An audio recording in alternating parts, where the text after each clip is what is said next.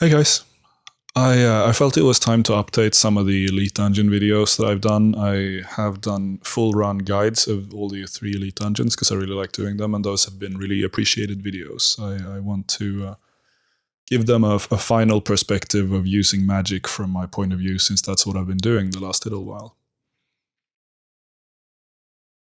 First up is my favorite one of the 3, ED1, and I'm going to go through my gear, my strategy, and then just talk you through an entire full run, which is aiming at doing 5 kills per hour, which is, yeah, I know it sounds daunting, but it's actually pretty achievable, and it doesn't require the most advanced gnarly shit you could think of. The one exception is that my Seiryu preset is quite sweaty and a little bit complicated, but I'll walk you through that. First off, the reason why ED1 is interesting to do right now, and that is as of January 2022. Obviously, it might be different a year from now if someone still watches it, but that's the ancient scales are absolutely fucking ridiculous. They're selling at right over like 1.1 million most of the time if you slow sell them. One factor that's also kind of interesting is that given the average of ancient scales per solo run, if you're talking like a long-term average, is supposed to be 15. So you can correlate I have a hefty number of solo runs here. This is negligible in the grand scheme of it, but this is going to give you an approximate of what you're getting in terms of like how many of these different items per run.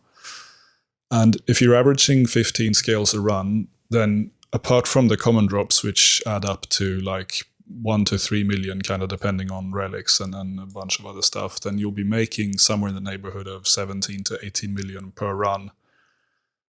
And if, this is a big if, and also I want to like point out that I'm not recommending this hard. This is just information that could be useful to some people. The fishy treat that allows you to skip the Sanctum Guardian and buy you, give or take, a minute per run, kind of depending on how long that boss takes for you. Those are currently a little bit north of 2 mil, as you can see, because I bought and sold one just to get the price comparison. So say you're in a place where you can do 3 kills an hour and you are trying to cross the line to be able to do the 4th. You could skip the Sanctum Guardian for 3 or 4 times in that hour, pay 10 mil to do that, get another run in there and loot 18 mil from that extra run, give or take. Or the same thing applies if it's like 4 versus 5 or whatever. So it's actually, even though it sounds ridiculous to pay 2.5 mil to skip a boss that's only a minute long, it can actually be viable to get your kill count higher if you're just trying to do like IFB farming, or if you want to get that extra run in there for fun, or if you just want to see if you can make more money from it, because it adds up. The next thing I want to go through is my presets and my like banking prep to do this. I use Ripper Demons for these runs. I use Maniacal Aura. I use a Grimoire for the entire run. You don't have to do this. If the goal is to save money, then spending 7 mil an hour on the Grim is pretty stupid. I like to use the Grim, so I just do it. I'm using Quorm, Spiritweed, and Lantadime incense sticks. These are for poison effect, these are for familiar attack frequency, and these are to extend your overload timer. I think everyone looking at a video like this is probably going to know this already, but I want to go through it briefly anyway.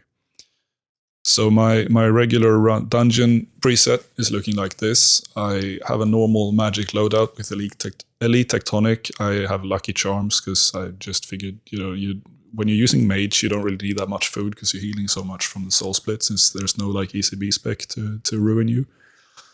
I have a dummy in case I want to like teleport out and pre-build for a boss or something if I fuck something up with the banking. I have mines if I do casual runs and don't want to switch to my separate Seiryu preset for the last fight of the dungeon, but I also have a separate Seiryu preset.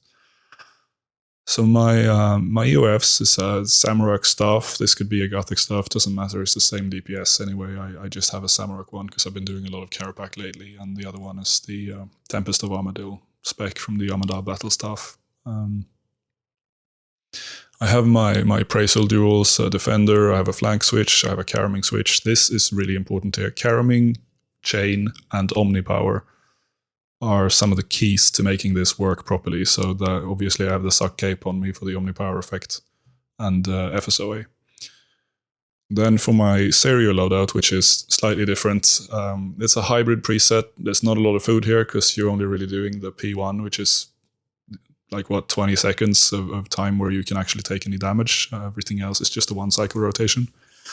And my 1 cycle rotation is a hybrid variant that I feel the most comfortable with. I also drop a dummy, do a Death Spore pre-build so that I can get a free incendiary shot into a Natural Instinct, run into the Seiryu fight, do a Sunshine FSOA rotation, Tsunami about half the way through when I'm about finishing the final 100k of P1. That way I get some of the Tsunami crit buff with me when I go up on the crystals. I circ the first crystal, FSOA the second crystal without any ultimates. Then I Tsunami at the end of the second crystal so that I have another circ, an Adren Potion, and my Limitless Sigil and Leng Spec for the third crystal, so I can absolutely fucking wipe that with just everything I have. So I'm just going to talk over this run that I have recorded from when I was doing ED1 previously. You'll see that one of the things that I repeat often throughout this dungeon is Greater Chain, followed by Magma Tempest, and then a heavy healing ability like Wild Magic or Omnipower.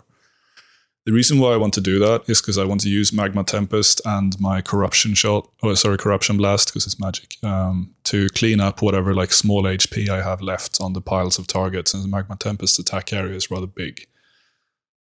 So here I start with the Caraming Omnipower into a Tsunami. Then I'm using Magma Tempest so that I just get help killing the low HP mobs that are left alive while single targeting the higher HP ones. Same story here. Just Chain, Wild Magic, Tempest, targeting the further one to Dragon Breath through all three of them, and killing one while Tempest is finishing off the other.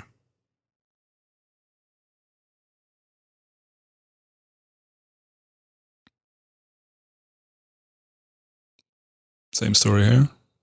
Chain into Omnipower. And then a Tempest in the middle of this. And then pick out whichever one has the highest HP and single target ability that one to death. And then progress to the next area. I'm going to repeat the same exact thing pretty much. I'm also camping Insight Fear for this entire thing. You can switch to Exsanguinate. You get more powerful basics if you want to add that layer of complexity to it. I'm kind of lazy, so I just don't. But that would be one of the things that would probably help me get this down to 1030, which would be the PVME master requirement for ED1. At this point I use an Excel potion. I try to use it early on as I go through this area because I want the timer for it to be reset when I need it for the next time, which is the big circle room after Guardian. Kill these three guys, make sure to finish these on high Adren, and then I run in for Sanctum Guardian, which is just a Sunshine FSOA rotation. This is where you'll be using your first Adren pot. Run over to this line here behind him specifically. That way you can just lock the dragons away from you. So Cloud, Vol, and Sun, the usual shit, build up, Tsunami, FSOA, and then kind of improvise. I'm doing a Wild Magic into an ABS here. And then I disrupt the upcoming beam, Tendril, do another ABS, Asphyxiate, cancel it halfway through with another ABS, Omni, another ABS. You're starting to see the pattern here. Finish with a Wild Magic, and then last ABS. Kill the boss. So that was in 43 seconds. They average somewhere in between 40 and 55. It really depends a little bit on crit RNG because FSOA builds are unpredictable. Get through this area. Mind where the Hanto Sellsword is. He's out of range right now, so he's not really a problem, but whenever he's close to you, just pray melee because it deals a ton of damage. Kill these two guys by the barrier and then run through. Then Surgeblade a dive across here. Caraming one of these guys. Omnipower so that you clear the mages and the rangers, and in case the rangers say you are no more and start spinning, just pray range and use devotion. Look at the cooldown on my Excel pot now. I want it to be cooldown sometime during this. I was a little bit too quick because I had a lucky Sanctum Guardian here, so it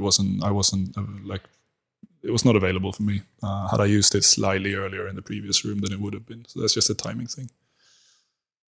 So kill that dickhead and then run through everything. It's probably the most boring area of the entire dungeon. 3 guys in close proximity to each other. Deal with them however you want, but don't use your Omni power because you want it when you get up the stairs here. Try to get up the stairs at reasonably high adren because you're going to be using 2 really heavy adren attacks. So Karaming, the central one, Omni power, target the furthest one, then Tsunami, and then just clean up whatever remains of them. It's usually not a lot.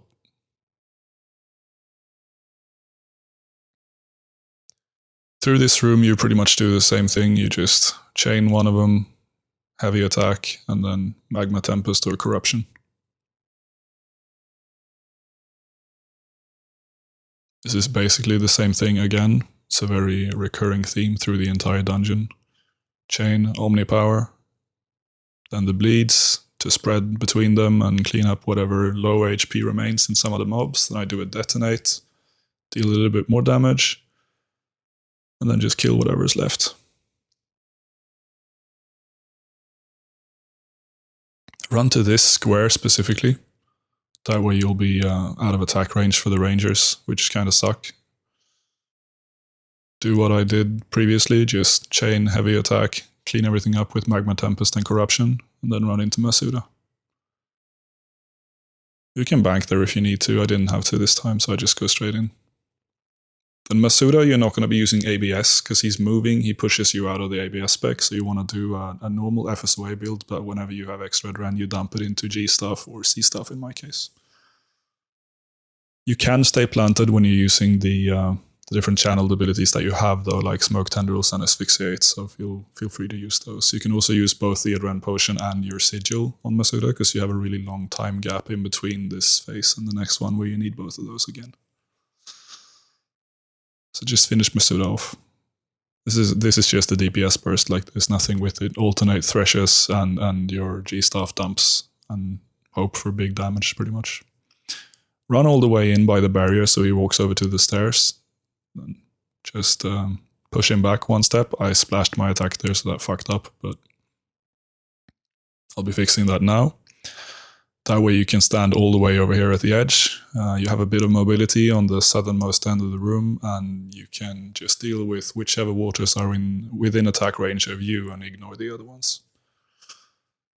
I think people watching a guide at this level are probably gonna know that if you kill the waters in melee distance, you get a damage reduction on the mage attacks on P3. This is not really required when you're maging, because you're healing an absolute shitload from your soul split anyway, and all you do is just keep Masuda at a distance and pray mage whenever he does a mage jump.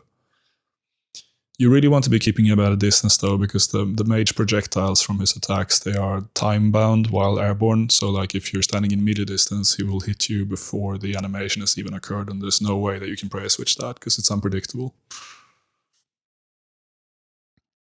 If you walk 1 square more south in the centermost area of this circle that I'm standing, the mobs that are up on the balcony can actually reach you, and the mages up there can potentially omnipower you, which really fucking sucks. If Masuda walks to the southernmost square, they can uber heal him and he will heal back up to almost full HP. If you really don't want that happening on P3, it's just a stupid mechanical oversight.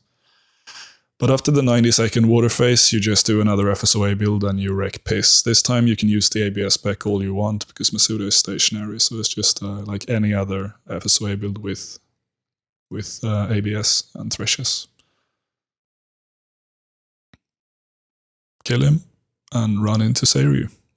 So Masuda ranges somewhere between like 220 and 240. It sort of depends on RNG and how well you time the pre-build. You can use an Excel pot here like I'm doing here, but it gave me exactly nothing because you could just search and BD that 1 time, so ignore that specific part. Kill the 3 crystals, and then depending on how you want to deal with Seiryu, either just reload your preset and run in, or change to your other hybrid preset like I'm doing here. Now I'm using a Sarit bow with Karaming. I don't know why I pronounced that differently now. Anyway, I'm getting 5 Death Spore stacks so that I can do a free, like an adrenaline cost free incendiary shot straight into a natural instinct. And then I'm using the Normally I'm using the Karaming bow to just Greco up to 100% adren there and run in, but this time I used other abilities. So run in, Cloud and Vuln Seru, Sun, build up to high adren. You already have the crit buff, so you don't need to Tsunami your FSOA straight away. Start with the Wild Magic, and then sort of improvise ABSs and Threshers alternating until you see the crit buff go down to 1 second, at which point you want to do the Tsunami, so you have continuous crit buff lasting a little bit longer.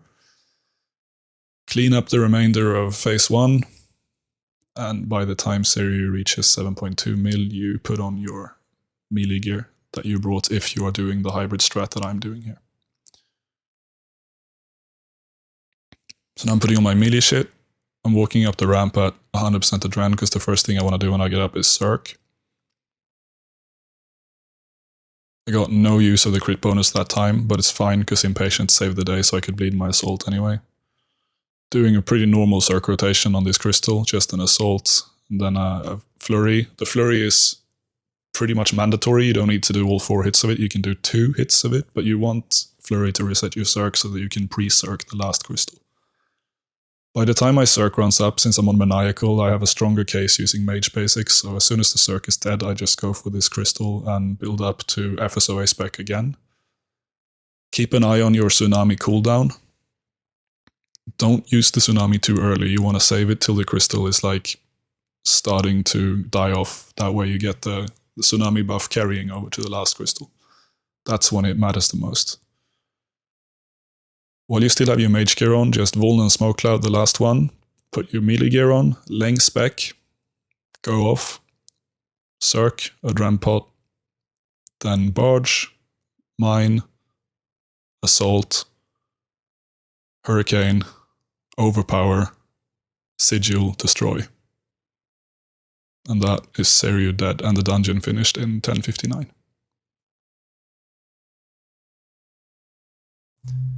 I also just want to take a couple seconds about the fishy treat thing. Like, I'm not selling fucking 3,000 of them trying to make money off making the recommendation. That's why I sort of explained the whole price thing. I don't really give a fuck which method people use. I don't use the fishy treats. If you want to copy what I do, then don't, because I think it's not really worth it. I can do 5 kills an hour anyway, and if I couldn't, then I'd probably just do 4 and be happy with that.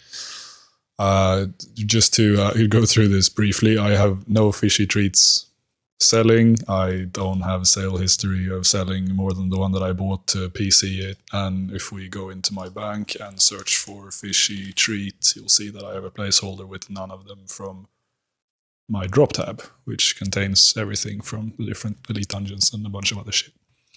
But yeah, no, I'm not trying to make money off that. I knew someone was going to point it out, but yeah, no. The only thing I have left to say pretty much is thank you guys for watching, and good luck with ED1 if you want to get some of that, whatever it is, like 80 to 100 mil an hour action that's going on right now. It's fucking nuts, but it's really entertaining in my opinion. I think it's nice solo PVM, and if it pays really well, then it's a good thing to waste your Reaper choices on, for example, make a little bit of cash to pay for other PVM supplies or whatnot. Have a nice day, I guess. See you in the next video.